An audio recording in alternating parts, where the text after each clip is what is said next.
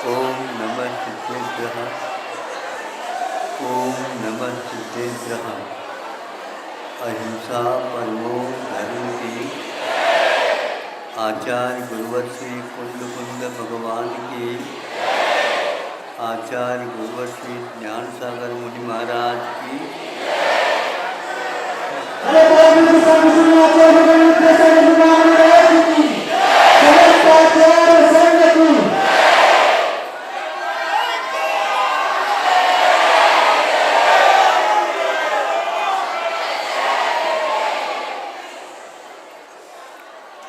यहाँ इस गांव की गलियाँ बहुत सकरी है, इसलिए आप लोग महाराजों के लिए आने जाने के पेशा से स्थान छोड़ करके ही और अपने आप को व्यवस्थित करके ही चले, नहीं तो एक हाथ में एक हाथ पकड़ करके चलने लग जाओगे, यहाँ पर चक्का जाम हो जाएगा। इसलिए शांति के साथ आप लोग सब दर्शन करेंगे, एक पंक्तिबद्ध खड़े हो करके, तो इससे सब लोग लाभान्वित होंगे, क्योंकि उस समय सब लोग प्राय करके भूल जाते हैं हम कहाँ आए। उनको और कुछ नहीं दिखता, एक ही दिखता है। क्या दिखता पता है? तो ऐसी स्थिति में क्या करेंगे बताओ? सभी छोटे बच्चे रहते हैं, महिलाएं रहती हैं, वृद्ध भी रहते हैं। वो यदि मान लो थोड़े बहुत धक्का लग गया, गिर जाएंगे तो हड्डी टूट गई तो आपको ही लगेगा, उसका क्या मिलेगा? हाँ, इसलिए अज्ञान से बचना चाहिए, भावुकता में नहीं आना चाहिए, उतावली नहीं करना चाहिए। ये सारे गुण धर्मात्मा के पास रहते हैं और रहना चाहिए। आजकल की शिक्षा में ये कुछ पढ़ाते नहीं, बताते नहीं, इसलिए आप लोग भी क्या करेंगे, इसलिए हमें कहना पड़ता है। अब देखो, ऐसे ही वातावरण था, एक अतिथि रूप में थे और एक के यहाँ वह चले जा रहे हैं, मेहमान जिसको बोलते हैं। अब मेहमान की परीक्षा करने के लिए, अथवा हमारे यहाँ भी इस प्रकार की गतिविधियाँ चलती हैं धार्मिक, ये भी थोड़ा सा बताने के लिए उन्होंने हाँ आइए कहा, आंगन में वो आ गए और उनके लिए पैर धोने के लिए एक लोटा, छोटा सा लोटा या यूँ कह दो लुटिया भर करके दे दिया, पैर धो लीजिए। उससे पहले जब आंगन में वो आ गए, उसमें थोड़े से कीचड़ जैसा था, उससे उनके पैरों में वह कीचड़ चिपक गए। अब वह उसी जो लुटिया से उनके पैर भी धोना और वो कीचड़ को भी साफ करना। तो उन्होंने क्या कर दिया, मेहमान जी वो भी बहुत चतुर थे, ये हमारी परीक्षा लेना चाह रहे हैं, हम परीक्षा में उत्तीर्ण तो होंगे, लेकिन आगे के लिए इनको पहचान हो जाएगा कि एक से एक लोग हुआ करते हैं। अब उन्होंने जो मिट्टी भी थे, उस मिट्टी के द्वारा उस सारे कीचड़ को साफ कर लिया। हाथ में भी कियो कोई कीचड़ नहीं आया और कीचड़ पूरा साफ हो गया। 2-3 बार ऐसे करने से बिल्कुल पैर साफ हो गए। अब थोड़े से उन्होंने पैर धो लिए, सब बढ़िया काम हो गया। और कहा ये लुटिया में पानी अभी है, इसको जोखिम के साथ रख देना। ये तो दद्दा हमारे से भी आगे थे। हम सोचते थे हम कक्का बनेंगे, लेकिन ये तो दद्दा बन कर के आ गए।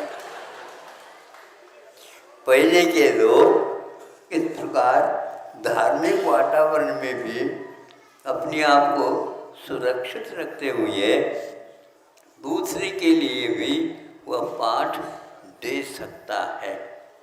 हमारे यहाँ चूँकि जल को जल मानते हुए भी एक प्रकार से जल में भी जीव होते हैं। आज का विज्ञान भी इस ओर धीरे धीरे पास आ रहा है। पहले वनस्पति में जीव विज्ञान नहीं मानते थे। जब वो कलकत्ता के वसु जगदीश तो उन्होंने इसके बारे में शोध किया। इन लोगों का आधुनिक शोध है, लेकिन फिर भी उसमें जीवत्व है क्या नहीं, इसका परिज्ञान उनको कराया गया। तो उसी प्रकार जल में भी जीव होते हैं। इसको हम जैनियों के यहाँ ये पहले से ही रखा गया, बता दिया गया। क्या बता दिया गया है कि पानी छान करके ही उपयोग में लाना चाहिए। यह इसके लिए एकमात्र पहचान है। एक शोध अपने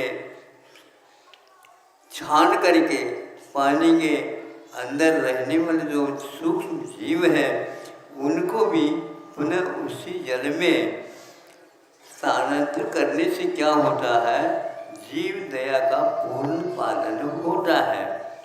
यह आज धीरे धीरे विज्ञान भी स्वीकार कर रहा है। उसमें जब तक प्राणवायु का अस्तित्व बना रहता है तब तक उसमें एक प्रकार से जो रंग है वह अलग रहता है। जब वह प्राणवायु उसमें से कम हो जाती है अथवा तपाने के द्वारा वो पूर्ण हो जाती है तो उस समय उसका रंग अलग होता है। इसलिए कहा गया है कि वह ये 2 बार यदि मान लो आप तपाते हैं, कई लोग कहते हैं महाराज को ठंडा हो गया, पूर्ण रूप में आ गया, अब उसको क्या करेंगे हम, तो उसको पुनः तब मान लो करते हैं। पुनः करने के उपरांत वह जल एक प्रकार से और दुपको हो जाता है। और दुपको होने से एक प्रकार से शरीर के स्वास्थ्य के लिए वह हानिकारक होता है। तो इसलिए बासा पानी का उपयोग नहीं करते और 2 बार उसको पकाने से उसका महत्व कम हो जाता है। जैसे एक बार घी को आपने कोई तलने की योग्य चीज़ है तल लिया, भुजिया पूड़ी वगैरह निकाल लिया, फिर भी घी बच गया, तो वह सास क्या कहती है घर में, बेटा थोड़ा सा लिया करो घी, समझे? हाँ, अभी भी इसको 10 दिन और ले जाना है। ये मैं कह रहा था कि उसके बाद दोबारा जब पूड़ी निकलेगी, भुजिया बनाएंगे, उसके स्वाद को और पहले के स्वाद को, क्यों, पहले खेत में बैठ जाओ, दूसरे खेत में बैठोगे तो वो पूड़ियों का आनंद नहीं आएगा। तो ये क्या कह रहा है, ये कह रहा है कि छानने की अपेक्षा से तो उसका जीवन तो बनाए रहता है, किंतु एक बार उसको गर्म कर दिया, बार बार गर्म करने से वो गड़बड़ होता है। अब देखो सुबह की रोटी को शाम को आप ठंडी हो गई, अब क्या करें, बघार दो, बघार समझते हो? हाँ, फाणगी हथरले अंदर कर्नाटक में फाणगी हथरे कणका कणका फोडणी म्हणतात त्याला.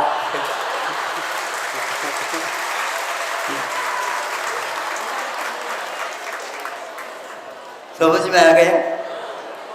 ऐसा ही धार्मिक विषय समझना चाहिए.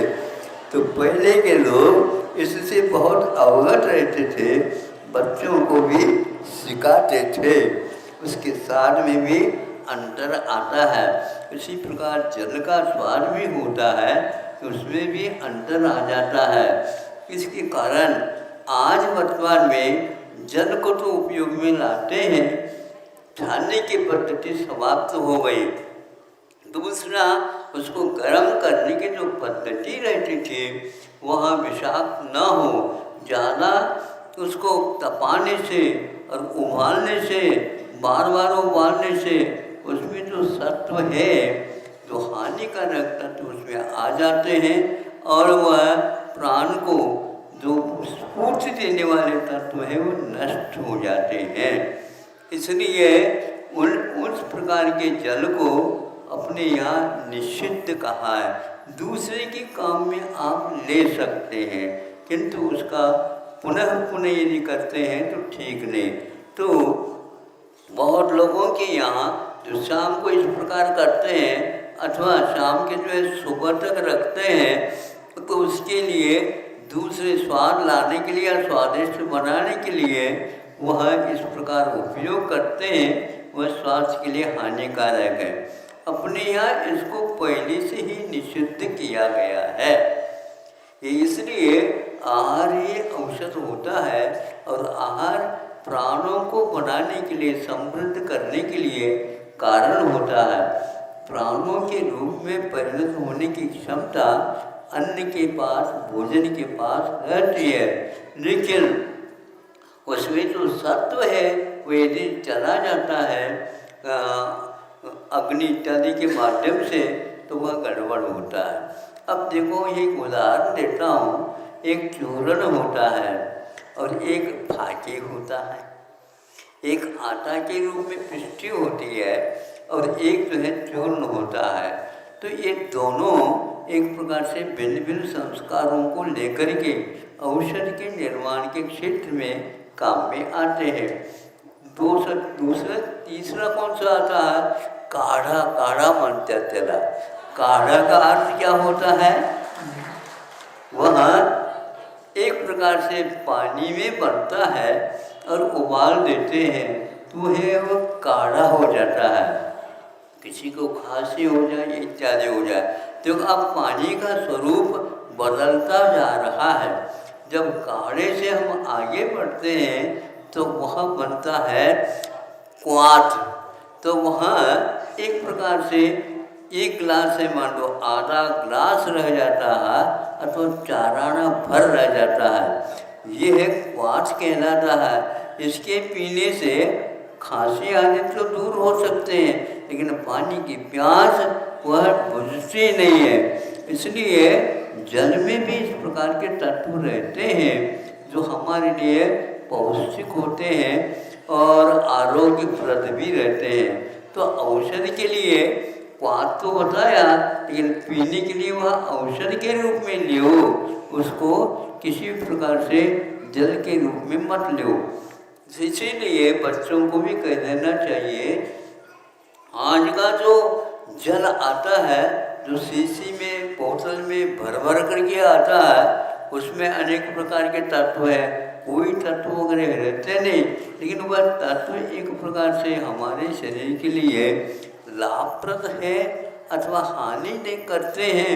ये यदि ज्ञान नहीं है तो बस पानी तो अच्छा जो प्रवाहित होता है उसको पीते हैं, लेकिन बोतल का, अब बोतल उसके बिना आज चैन नहीं. लेकिन हमारा कहना है कि धीरे धीरे लोग के लिए कारण होते जा रहे हैं. ये हमारा अविवेक है अथवा विदेशी शिक्षा का फल है. विदेशी शिक्षा में यही होता है, वह कब छाना छाना क्या नहीं, ये कोई भी ज्ञान नहीं रहता। उसमें जीव रहते हैं, उसको छानते नहीं है तो हमारे लिए सीधे पीते हैं तो निश्चित रूप से हानिकारक होते हैं। पेट में योनिस्थान बनने में देर नहीं लगता। पेट में यद्यपि जठराग्नि रहती है, फिर भी हम उसको सुरक्षित रखेंगे तो ये काम में आता है। पेट में जाने के उपरांत जो आपने भोजन किया है उसमें क्या होता है कि सचित यानी जिसके जीवत्व है उसका यदि सम्मिश्रण होता है तो वहाँ पर जीवों की भी उत्पत्ति हो जाती है। इसलिए द्विदल का विधान किया गया है। द्विदल दाल ले लो तो कोई बाधा नहीं है, लेकिन दाल को यदि हम मठा है या दही है इसके साथ लेते हैं तो भीतर जा कर के वह जीवों की उत्पत्ति में कारण हो जाता है। अपनी यहाँ घी तो अभक्ष नहीं कहा, लेकिन मक्खन को नवनीत को अभक्ष क्यों कहा? क्योंकि उसमें अंतर्मुहूर्त के उपरांत निश्चित रूप से लठ जो द्वेंद्रिय आदि जीव हैं उनकी उत्पत्ति हो जाती है। उसको चीज़ें हम ले लेंगे तो जीव सहित होने से रोग होने की संभावना रहती है। संभावना के पक्षी बात है, वो हो ही जाते हैं। उसको दूर करने के लिए अपने पास कोई औषध नहीं है, अपने पास और कोई रास्ता नहीं है। इसलिए आप लोग जीव विज्ञान के बारे में भी थोड़ी जानकारी लिया करो। केवल दवाई लेने से कुछ नहीं होता, किंतु उससे क्या हो रहा, क्या हानि हो रही है, क्या लाभ मिल रहा है, ये ज्ञान सामान्य विज्ञान में हमें दिया जाता था। आज तो आप लोग विशेष विज्ञान को धारण करते हैं, इसलिए आज ये बताया नहीं जाता है। इतना ही पर्याप्त समझता हूँ। उस मेहमान की यह चतुरता थी, कुशलता थी, विवेक था। उन्होंने पानी बचा करके उनको बता दिया हमारे यहाँ आपसे भी बहुत लंबी चौड़ी क्रियाएं गतिविधियाँ होती हैं और हम अपने बच्चों को हमेशा हमेशा इसका लाभ दिलाते रहते हैं। वह प्रद्युम्न चरित्र में हमने सुना था या पढ़ा था, बहुत दिन की पहले की बात है, किंतु आप लोग उसको आज पढ़ते ही नहीं है। उपन्यास की आज ये हवा चल रही है। उपन्यास में ये बातें नहीं आती, किंतु पुराण ग्रंथों में, जीवन चरित्र में और शुद्ध इतिहास के लेखन में ये सब बातें समाहित होती हैं। इसलिए जीव विज्ञान के बारे में जल को भी हमें छान करके पी लेना चाहिए। ये एक थोड़ा छोटा सा वक्तव्य आपके सामने रखा गया। अहिंसा परमो धर्म।